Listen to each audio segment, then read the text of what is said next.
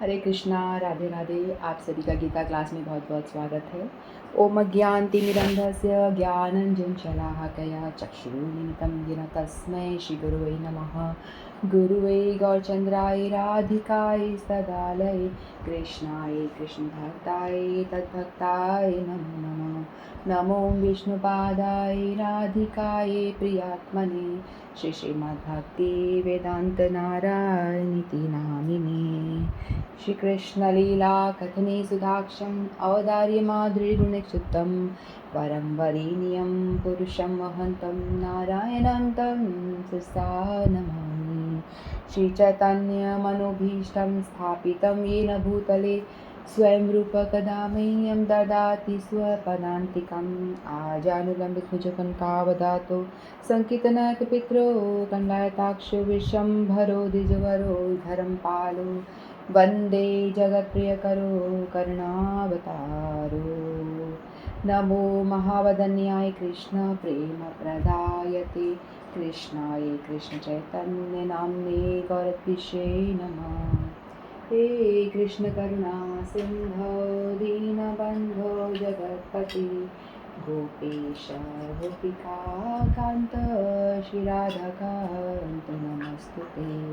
तत्काञ्चन गौराङ्गी राधे वृन्दावनेश्वरी वृषभानुसुतदेवी प्रणमामि हरिप्रिये। नीलाचलनिवासाय नित्याय परमात्मने बलभद्र सुभद्राभ्यां जगन्नाथाय ते नमः। जय श्री कृष्ण चैतन्य प्रभु नित्यानंद श्री अद्वैत गदाधर शिवासादि गौरभक्त वृंद वाञ्छाकल्पतरुभ्यश्च कृपा सिन्धुभ्येव च पतितानां पावनेभ्यो वैष्णवेभ्यो नमो नमः। हरे कृष्ण कृष्ण कृष्ण हरे हरे हरे राम राम राम हरे हरे। हरे कृष्ण कृष्ण कृष्ण हरे हरे हरे राम राम राम हरे हरे। जय जय श्री राधे, जय जय श्री राधे। मैं सर्वप्रथम अपने परम आराध्यतम गुरुपाद पद्मनित लीला प्रवेश विष्णुपाद अष्टोत्तर श्रीमद्भक्ति वेदांत नारायण गोसाई महाराज जी के श्री चरणों में अनंत कोटि दंडवत प्रणाम करती हूँ। तत्पश्चात समस्त रूपानुगुरु परंपरा के चरणों में मेरा अनंत कोटि दंडवत प्रणाम। आप सभी को मेरा यथा योग के प्रणाम स्वीकार। हरे कृष्ण। तो हम सभी श्रीमद् भगवद गीता का अध्ययन कर रहे हैं और हम 9वें अध्याय में हैं और अभी तक हमने 19 श्लोक पूरे कर लिए थे। तो इसमें भगवान बता रहे थे, 19वें श्लोक में भगवान ने क्या बताया था। भगवान अपने जो विश्व रूप के विषय में अपना विभूतियों के बारे में बयान कर रहे थे कि जो विश्व रूप 3 तरह के जो लोग होते हैं ना, 3 तरह की उपासना करते हैं। हमने पूर्व के श्लोकों में देखा था कि 3 तरह की उपासना करते हैं जो लोग, और उसमें से जो दैवी प्रकृति के हैं, एक तो है जो अपने आप को ही भगवान मानते हैं, जो निम्न कोटि की उपासना है, जिन्हें भगवान के विषय में पूर्ण ज्ञान नहीं है, जो कहते हैं कि मैं ही भगवान, तू भी भगवान, सभी भगवान। और दूसरे तरह के जो लोग हैं वो पृथक वेन जो थे कि वो देवताओं की उपासना करते हैं, यानी भगवान से अन्य जो उनके यानी उनकी जो विभूतियाँ हैं, यानी उनकी जो शक्तियाँ हैं, उनकी उपासना करते हैं, पृथक वेन। फिर उसके बाद जो तीसरी उपासना भगवान ने बताई थी वो विश्वतोमुखी, विश्व रूप की उपासना जो लोग करते हैं भगवान की, यानी प्रकृति की जो उपासना करते हैं कि भगवान ही सर्वत्र हैं, तो उस तरह की उपासना करते हैं। तो ये 3 तरह की उपासना के विषय में भगवान ने पूर्व के श्लोकों में बताया था। तो अब जो हम अभी तक हमने जो 4 श्लोकों में पढ़ा था, 16, 17, 18, 19, इसमें भगवान ने विश्वतोमुखी उपासना, विश्व रूप की उपासना के विषय में भगवान बता रहे थे कि मैं कहाँ कहाँ मेरी विभूतियाँ, हम कहाँ कहाँ दर्शन करते हैं। और अब जो भगवान बताने जा रहे हैं 20वें श्लोक से, वो भगवान पृथक वेन उपासना के विषय में बता रहे। पृथक वेन उपासना जो वो थी जो देवी देवताओं की उपासना होती है, जो भगवान के अलावा जो उपासना की जाती है, भगवान को छोड़ के, उसके बारे में बात करें। ठीक है, तो 20वां श्लोक हम लेते हैं। त्रैविधा मां सोमपापूत पापा यज्ञैरिष्ट्वा स्वर्गतिं प्रार्थयन्ते ते पुण्यमासात् सुरेन्द्रलोक अश्नन्ति दिव्यान् दिवि देव भोगान्। इसका जो मीटर है थोड़ा अलग है श्लोक का। तो इस श्लोक में भगवान बता रहे हैं जो वेदों का, क्या बोल रही सोनिया जी? जो वेदों का अध्ययन, नेट नहीं है अच्छा कोई बात नहीं। जो वेदों का अध्ययन करते तथा सोमरस का पान करते हैं, वे स्वर्ग प्राप्ति की गवेषणा करते हुए अप्रत्यक्ष रूप से मेरी पूजा करते हैं। वे पाप कर्मों से शुद्ध होकर इंद्र के पवित्र स्वर्गिक धाम में जन्म लेते हैं, जहाँ वे देवताओं का सा आनंद भोगते हैं। ठीक है, तो यहाँ भगवान देवताओं की उपासना के विषय में बता रहे हैं, जो भगवान की उपासना ना करके देवी देवताओं की ओर जाते हैं। तो हम इसका जो है तात्पर्य पढ़ते हैं। त्रिविधा शब्द तीन वेदों साम, यजुर और ऋग्वेद का सूचक है। त्रिविधा का मतलब तो तीन वेद होते हैं ना, सामवेद, रजुर्वेद और ऋग्वेद, इसको बता रहा है त्रिवेदा। जिन ब्राह्मणों ने इन तीनों वेदों का अध्ययन किया है वे त्रिवेदी कहलाते हैं। जो इन तीनों वेदों में से प्राप्त ज्ञान के प्रति आसक्त रहता है उनका समाज में आदर होता है। दुर्भाग्यवश वेदों में ऐसे अनेक पंडित हैं जो इनके अध्ययन के चरम लक्ष्य को नहीं समझते। इसलिए कृष्ण अपने को त्रिवेदियों के लिए परम लक्ष्य घोषित करते हैं। वास्तव में त्रिवेदी भगवान के चरण कमलों की शरण ग्रहण करते हैं और भगवान को प्रसन्न करने के लिए उनकी शुद्ध भक्ति करते हैं।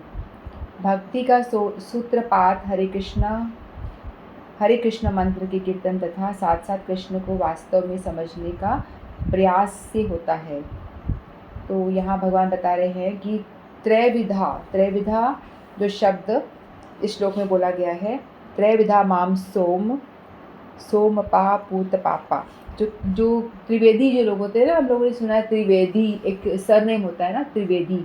तो त्रिवेदी जिन्होंने तीनों वेद का ज्ञान प्राप्त किया है, जिनको वेदों की नॉलेज है, उनके बारे में अच्छी तरह से जानते हैं, तो उनके पूर्वज जानते होंगे। आजकल के त्रिवेदियों को तो पता नहीं, लेकिन पूर्वज जो होते थे वो उनको उन पंडितों को अच्छे से तीनों वेदों का ज्ञान होता था, इसलिए उनके जो सरनेम था वो भी त्रिवेदी होता था। तो तीन वेद के बाद में फिर एक और वेद हुआ तो चतुर्वेदी हो गए, 4 वेद हो गए, तो चतुर्वेदी उनका सरनेम हो गया। तो जो 3 वेद जो इसका ज्ञान होता है, उसका हर किसी का जो अल्टीमेट उद्देश्य होता है, जैसे कि हम लोगों ने देखा कर्म योग है, ज्ञान योग है और अष्टांग योग है। इन सभी योगों का अल्टीमेट जो उद्देश्य है बताया क्या गया है, भगवत प्राप्ति है ना। यानी हम कुछ भी प्रैक्टिस कर रहे हैं, चाहे अष्टांग योग क्यों ना कर रहे हो या वेदों का अध्ययन कर रहे हो, इसका जो अल्टीमेट गोल उद्देश्य जो है पढ़ने का, वो है कि हमें भगवान की लास्ट में हमें भगवान की प्राप्ति ही करनी है। लेकिन आजकल ऐसा है कि ये जो भगवान की प्राप्ति है वो सब भूल गए, वहाँ तक लोग पहुँच ही नहीं पाते हैं। तो जो यज्ञ किया जाता है ना, त्रिवेदों में जो यज्ञ वगैरह बताया, हवन वगैरह बताया गया है कि आपको इसका पालन करने से आप लोगों को उच्च लोकों की प्राप्ति होगी, तो वो लोग बाग उससे आकर्षित होकर ये हवन वगैरह करते हैं। ठीक है, तो दुर्भाग्यवश जो लोग वेदों के नाम मात्र के छात्र हैं, वे इंद्र तथा चंद्र जैसे विभिन्न देवों को आहुति प्रदान करने में रुचि रखते हैं। ऐसे प्रयत्न से विभिन्न वेदों के उपासक निश्चित रूप से प्रकृति के निम्न गुणों के विभिन्न देवों के उपासक निश्चित रूप से प्रकृति के निम्न गुणों के कलमश से शुद्ध हो जाते हैं। फलस्वरूप वे उच्चतर लोकों तथा महर लोक, जनलोक, तपलोक आदि को प्राप्त होते हैं। एक बार इन उच्च लोकों में पहुंचकर वहां इस लोक की तुलना में लाखों गुना अच्छी तरह इंद्रिय भोग की तुष्टि की जाती है। तो जो त्रिवेदी ब्राह्मण वगैरह होते हैं, ये लोग क्या करते हैं, इनका बड़ा सम्मान भी होता है समाज में। ब्राह्मण हैं, इन्होंने वेदों का अध्ययन पठन किया हुआ है तो इनको ज्ञान है, तो लोग इनका बड़ा सम्मान भी करते हैं। लेकिन ये लोग वेद वगैरह करवाते हैं, हवन ये सब करवाते हैं, तो इससे क्या होता है, लोगों की जो कामनाएँ पूर्ति के लिए करवाते हैं। देखो आजकल का मॉडर्न जो समाज है ना, वो भगवान की देवी देवताओं के पास जाता है, उनकी पूजा उपासना करता है, तो उनका क्या कामनाएँ होती है कि हमारी जो मटीरियल चीज़ें हैं वो फुलफ़िलमेंट हो जाए।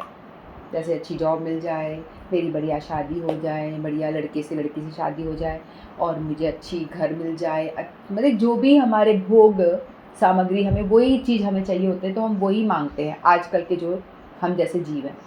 लेकिन उनसे बढ़कर जो लोग हैं, पहले के टाइम में जो इस तरह का करते थे, उनका जो उद्देश्य होता था कि इस मटीरियल लाइफ को तो वो देखते थे कि भैया ये तो नश्वर सा है, थोड़े दिन में ख़त्म हो जाने वाला है, कुछ भी बहुत ही शॉर्ट टेम्परेरी है, तो इससे तो बढ़िया है कि वो स्वर्ग उच्च लोकों में जाया जाए, है ना, उच्चतर लोकों में जाया जाए। जैसे स्वर्ग है, स्वर्ग से भी ऊपर लोक होते हैं, महर लोक, जन लोक, तप लोक, ये स्वर्ग से भी ऊपर के लोक हैं।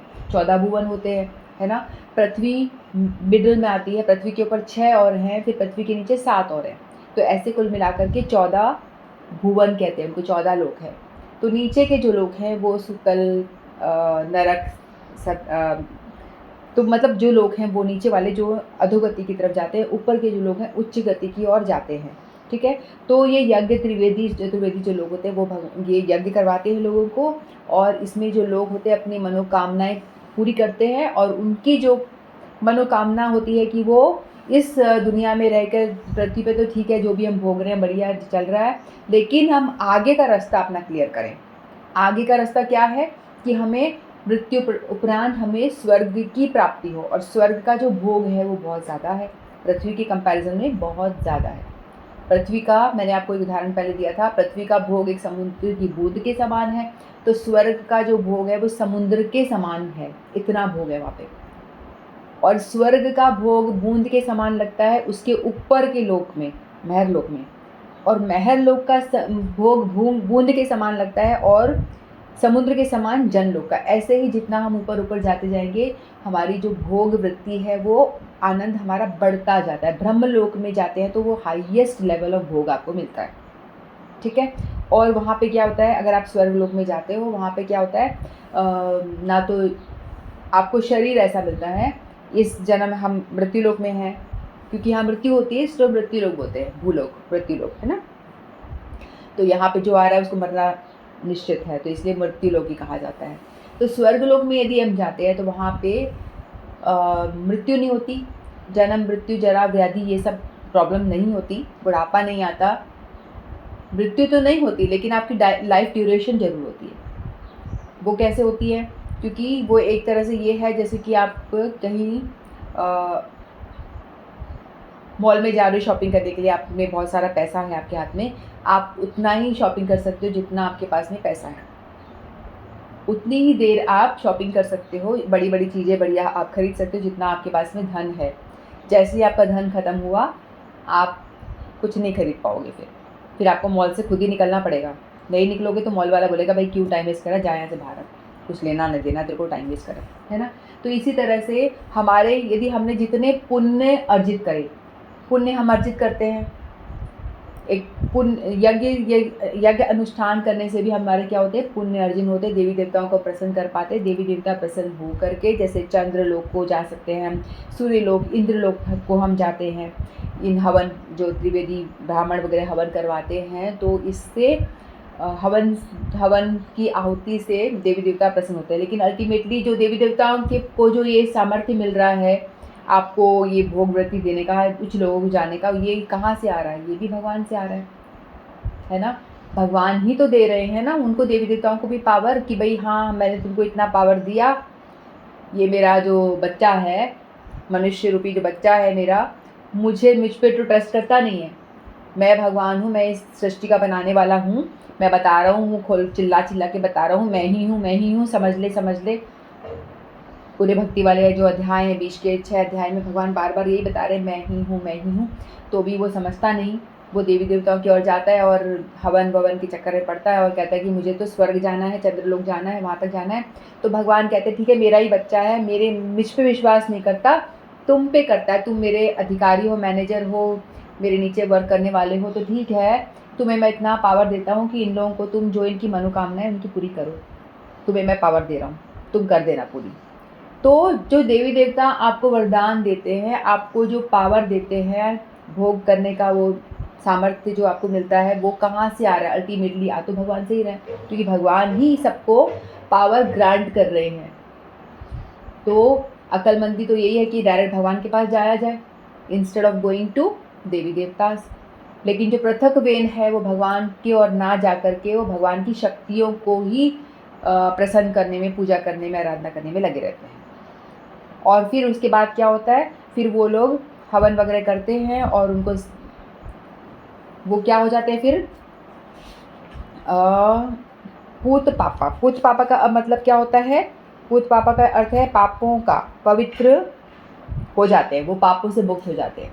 ठीक है, यदि ये वो हवन वगैरह ये सब करते हैं, अनुष्ठान करते हैं, तो ये सभी शास्त्रों में वर्णित है, वेदों में लिखा गया है, तो ये अच्छा है, बढ़िया है ना, क्योंकि भगवान ने सब कुछ बनाया है, तो भगवान के द्वारा सब कुछ वेद व्यास जी ने लिखा है, भगवान के ही शक्ता विस्तार है, तो सब कुछ बहुत ही अच्छा है। तो ये क्या करता है, ये विधि विधान से इंसान क्या होता है, पवित्र हो जाता है। और यदि वो पवित्र हो जाता है तो ही वो उसकी उच्च लोकों में एंट्री होती है, अन्यथा पॉसिबल नहीं है। हर एक जीव की यदि ये विधि विधान का पालन नहीं करेगा, यज्ञ तप ये सब नहीं करेगा, तो वो पवित्र नहीं होगा। पवित्र नहीं होगा तो वो अपने कलमश को लेकर के स्वर्गलोक तक भी एंट्री नहीं है उसकी। लेकिन वो इतना पवित्र नहीं हो पाता है कि वो भगवान के धाम जा पाए। वो सिर्फ स्वर्ग लोक तक जाने के लिए ही एलिजिबिलिटी है उसकी, इतनी एलिजिबिलिटी होती है। ठीक है, इतना पवित्र नहीं हुआ है कि भगवान के धाम जा सके। वो सिर्फ देवी देवताओं के धाम यानी स्वर्ग लोक, मतलब चंद्रलोक, इंद्रलोक, सूर्यलोक, यहाँ तक वो पहुँच पाता है। महर लोक, जन लोक, तप लोक, जो उच्च लोक है, वहाँ तक पहुँच पाता है। और जितना उसने पुण्य विधि विधान से जो यज्ञ तप करके जो इकट्ठा किया है, और ये जो पुण्य इकट्ठा करते हैं ना हम, चिड़ियों को दाना देना और पानी पिला देना, गौशाला में दान देना, मतलब गौशाला का तो, गऊ का तो अच्छा है, वो तो भगवान को खुश करता है, क्योंकि गाय भगवान की प्रिय है। दूसरे जो जीव की अपन हेल्प करते हैं, लोगों को अनाथ आश्रय में कपड़े दे देना, कंबल बांट देना, ये सारा जो पुण्य वाले काम है, इनसे हमारे पुण्य इकट्ठे होते हैं। ये हमारा एक तरह का वीज़ा है उस लोक में जाने का, उच्चतर लोकों में जाने का। हमारे पास एक तरह का पुण्य मतलब धन, पुण्य मतलब हमारे पास वो धन इकट्ठा हो गया जो उच्च लोकों में काम आता है। वो करेंसी पुण्य है जो उच्च लोकों में काम आती है, वहाँ रहने के लिए हमारे लिए हेल्पफुल है। ठीक है, तो आप लोग वहाँ जाते हो तो आपको क्या करा जाता है, सोमरस का पान करने मिलता है। सोमरस का पान मानी एक तरह का एक बेल होती है, लता होती है, वो जैसे शुक्ल पक्ष शुरू होता है तो एक पत्ता आता है, फिर दूसरे दिन दूसरा पत्ता आता है, चौथे दिन चौथा पत्ता आता है, ऐसे करते करते 15वें दिन 15 पत्ते हो जाते हैं। फिर बाद में फिर वो पत्ते झड़ने लग जाते हैं, तो वो पत्ते जो है उसका रस बनाया जाता है, तो जिसको कहते हैं कि सोमरस। और वो बहुत ही उसके अंदर नशा होता है।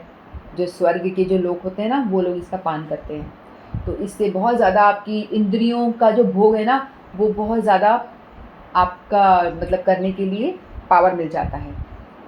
यहाँ धरती पे तो आपको खाने की इंद्रिय है, आप कितना खा पाओगे? 4 रसगुल्ले खा लिए, 5 खा लिए तो पेट खराब, फिर आप जाओ पट्टी, है कि नहीं? ज़्यादा खा लिया उल्टी करो।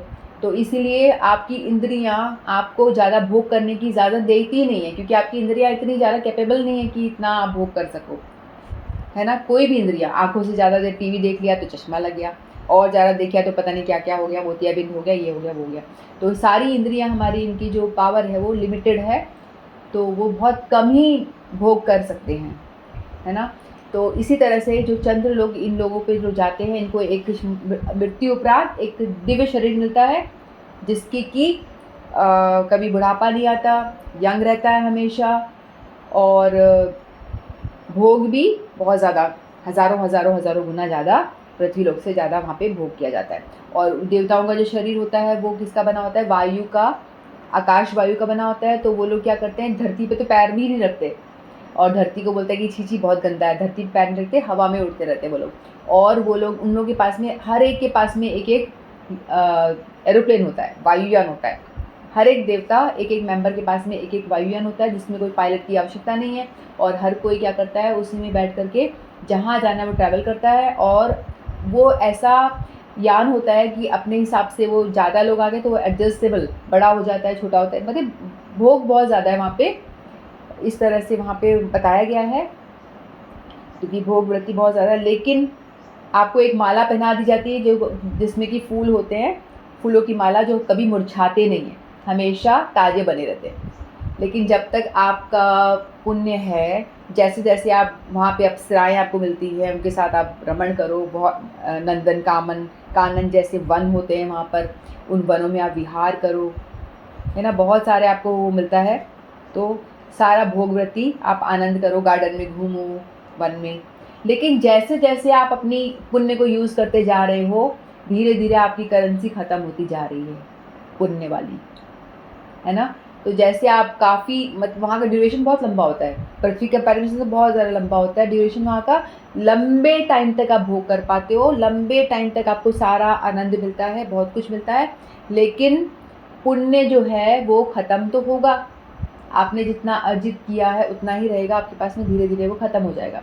फिर जैसे ही ख़त्म होने की तादार पे आता है, तो आपके जो फूल गले में पहना, माला पहनी हुई ना, वो एक एक फूल धीरे धीरे मुरझाना शुरू कर देता है। तो देवताओं को टेंशन होती है कि अब तो मुझे जाना पड़ेगा, मेरे पुण्य ख़त्म हो रहे हैं।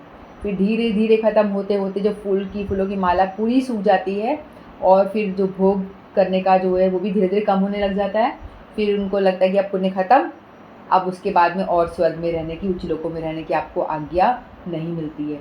फिर आपको फिर से पृथ्वी लोक पे भेज दिया जाता है, यानी वहाँ आप सुख वगैरह भोगोगे। पहले वर्णन किया है, वहाँ पे बड़ा ही सुख है, बड़ा ही आनंद है, वहाँ पे बहुत भोग है।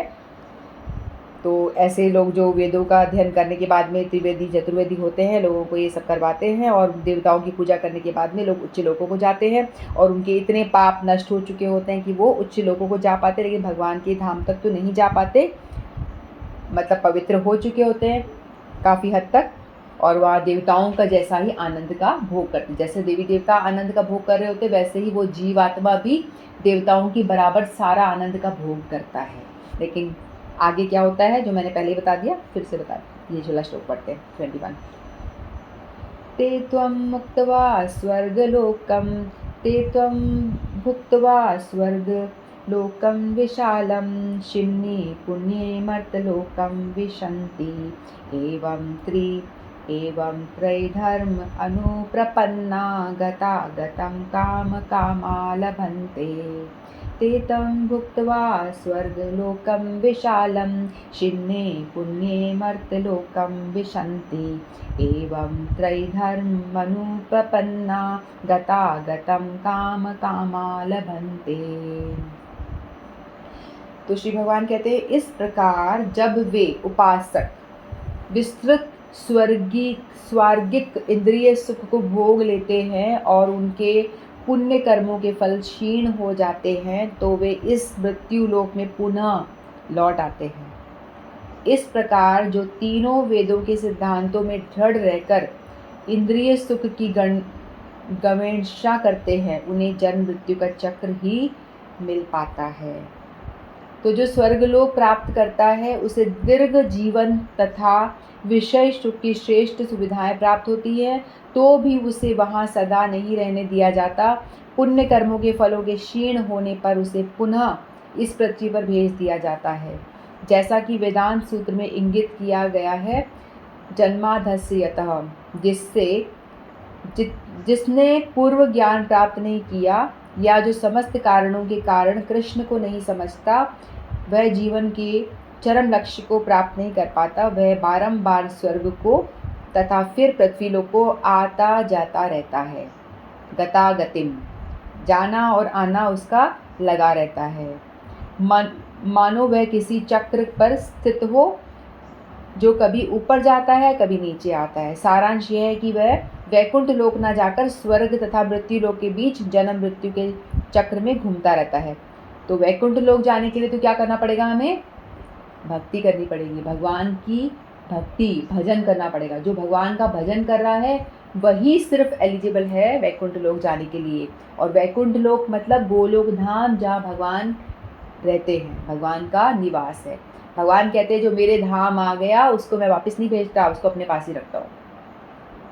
ठीक है, भगवान कहते हैं जो मेरे धाम पहुँच गया उसके पास इतनी कैपेबिलिटी, इतना सामर्थ्य है, तभी तो वो पहुँचा है, उसने मेरा भजन किया है तभी तो वो मुझ तक पहुँचा है। जो मुझ तक पहुँच गया उसके सारे पाप, अपराध, अंदर का जितना भी वो कल्मश है सारा नष्ट हो चुका है, इसीलिए वो मेरे धाम पहुँचा है और उसको वापस आने की ज़रूरत नहीं है। स्वर्ग लोक में आप जाओगे तो वापस आना पड़ेगा, उच्च लोकों में कहीं भी जाओगे ब्रह्म लोक तक भी आपको वापस लौटना पड़ेगा। सिर्फ एक वैकुंठ लोक यानी भगवान का धाम है, वहाँ आप पहुँचोगे तो वहाँ से आपको वापस नहीं आना पड़ेगा। अन्यथा तो क्या होगा, इस चक्र में फंसे रहोगे। स्वर्ग जाओ फिर मृत्यु लोक में वापस आओ, फिर स्वर्ग जाओ, ज़्यादा टाइम तक भोग भोगो, देवताओं की जैसा आनंद करो, फिर वापस मृत्यु लोक में आ जाओ। पुण्य खत्म हुई, पुण्य रूपी करेंसी खत्म हुई, लौट आओ वापस। शून्य पुण्य, शून्य पुण्य का मतलब क्या, समाप्त हो जाने पर, शून्य यानी समाप्त हो जाने पर, पुण्य पुण्य समाप्त, पुण्य फल हमारे समाप्त हो जाते हैं तो दोबारा मृत्यु लोकम विशंति, मृत्यु लोकों में वापस आ जाता है, वापस गिर जाता है। ठीक है, तो सारांश ये है कि वह वैकुंठ लोक ना जाकर स्वर्ग तथा मृत्यु लोक के बीच जन्म मृत्यु चक्र में घूमता रहता है। अच्छा तो यह होगा कि सच्चिदानंदमय जीवन भोगने के लिए वैकुंठ लोक की प्राप्ति की जाए, क्योंकि वहाँ से इस दुखमय संसार में लौटना नहीं पड़ता। तो आपको प्रयत्न करना ही है, मेहनत करनी ही है। मेहनत इतनी कर रहे हो, अब हवन कर रहे हो, इतनी मेहनत, पूजा पाठ आराधना देवी देवताओं पे इतना टाइम लगा रहे हो, उसके बाद आप जा रहे हो उच्च लोकों की प्राप्ति हो रही है, आप वहाँ भोग भोग रहे हो, बड़ा आनंद है वहाँ पे, बढ़िया आनंद है, ठीक है। लोग बाग उसी से आकर्षित हो जाते हैं। तो उसका वर्णन वेदों में बताया गया ना, बहुत विस्तृत, मैंने थोड़ा सा आपको बताया कि वहाँ कैसा विमान होता है, तो और अप्सराएँ मिलती है सुंदर सुंदर और ये वो, तो ये विवरण देख के लोग बड़े ही भ्रमित हो जाते हैं, मोहित हो जाते हैं और फिर स्वर्ग लोक जाने की वो प्राप्ति करना चाहते हैं, फिर वो इसी के लिए वो कामना करते हैं। देखो हमारा, अगर हम हवन कर रहे हैं तो त्रिवेदी चतुर्वेदी जो ब्राह्मण हैं वो लोग, उनका भी उद्देश्य ये है, वो हवन वगैरह किया जा सकता है, भगवत प्राप्ति के लिए भी किया जा सकता है कि बस हर कुछ काम, हम कोई भी काम कर रहे हैं क्यों कर रहे हैं, ये बहुत महत्वपूर्ण काम है, इसका उद्देश्य क्या है करने का, ये ज़्यादा इम्पोर्टेंट है। हम काम कर रहे हैं पर क्यों कर रहे हैं, क्या काम कर रहे हैं और क्यों कर रहे हैं। हम हवन कर रहे हैं भगवान की प्रसन्नता के लिए तो ठीक है, तो आप भगवान की ओर जाओगे, भगवान प्रसन्न होंगे, आपको अपने धाम में लेंगे। लेकिन आप हवन कर रहे हो, पूजा पाठ कर रहे हो, लेकिन उसका उद्देश्य क्या है, उद्देश्य स्वर्ग की प्राप्ति, उच्च लोकों की प्राप्ति। तो आपने कुछ किया, आपको उसके बदले कुछ मिल गया, ये वाली बात हुई। मंदिर जा रहे हैं, हम कितने लोगों को देखते हैं कि लोग मंदिर जा रहे हैं, है ना, लेकिन हमें एक लेडी या एक व्यक्ति दिखता है कि हर रोज़ मंगल आरती अटेंड कर रहा है, गोविंद देव जी रोज़ जाता है, डेली मंगल आरती अटेंड करता है, डेली भगवान के आगे जाता है।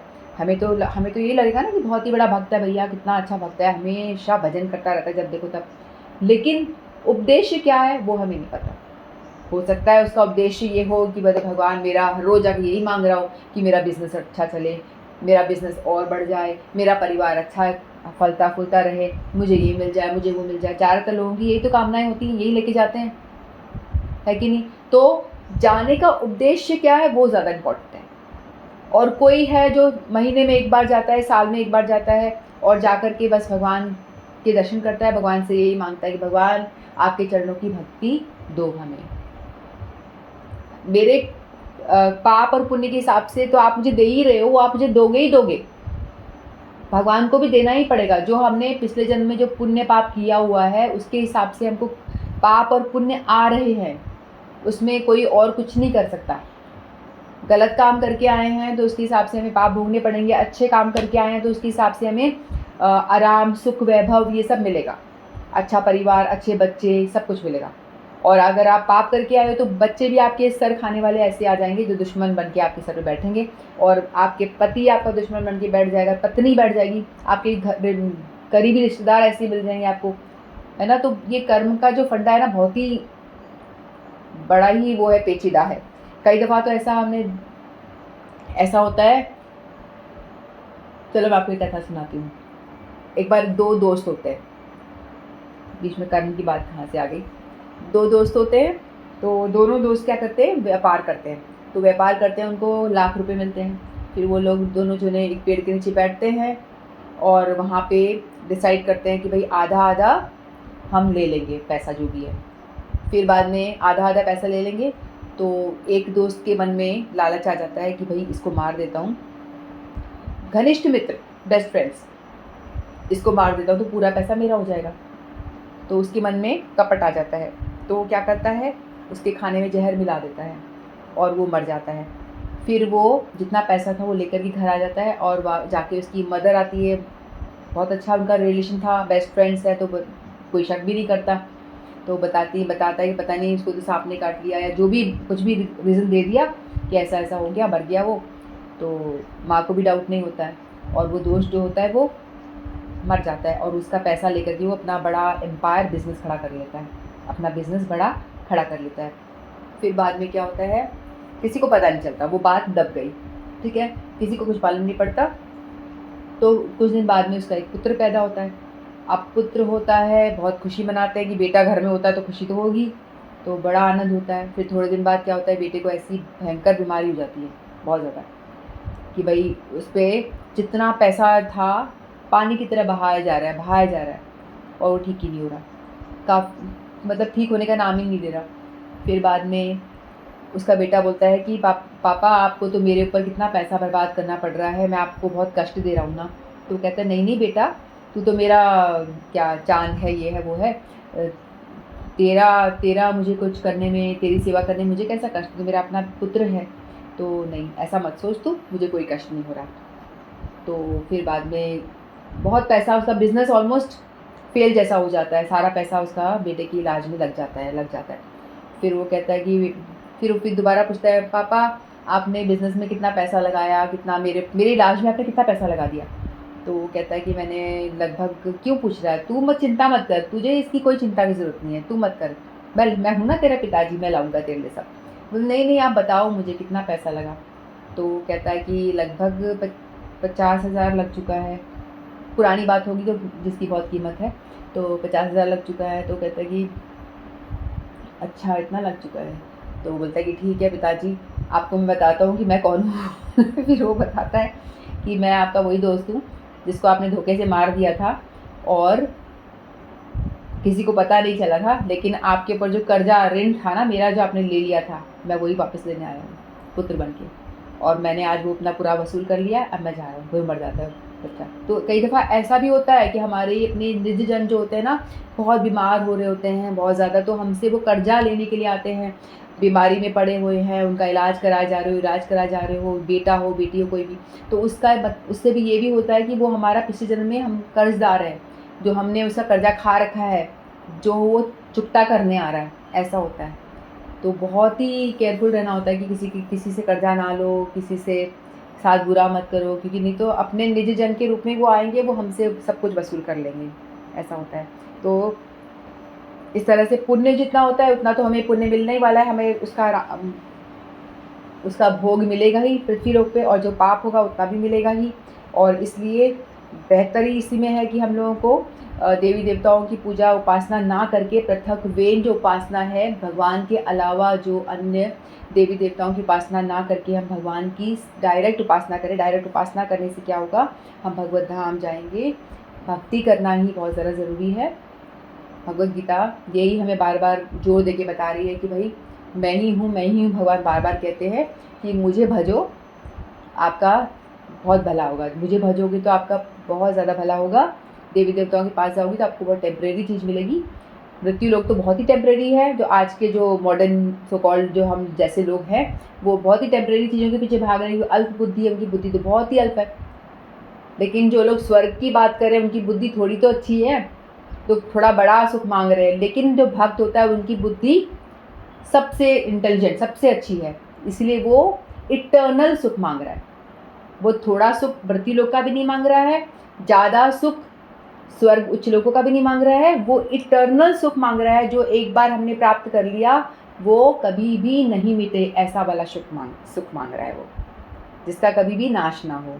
तो इसीलिए हम लोगों को चाहिए कि हम लोग भजन करें। और कैसे भजन करें, तो भक्ति का स्टार्टिंग हमें कैसे करना है? हरे कृष्णा महामंत्र के द्वारा। भगवद गीता बताती है कि आप हरे कृष्णा महामंत्र शुरू करो तो आपकी भक्ति प्रारंभ हो जाती है। तो रोज़ हरे कृष्णा महामंत्र का जप करना शुरू करना चाहिए।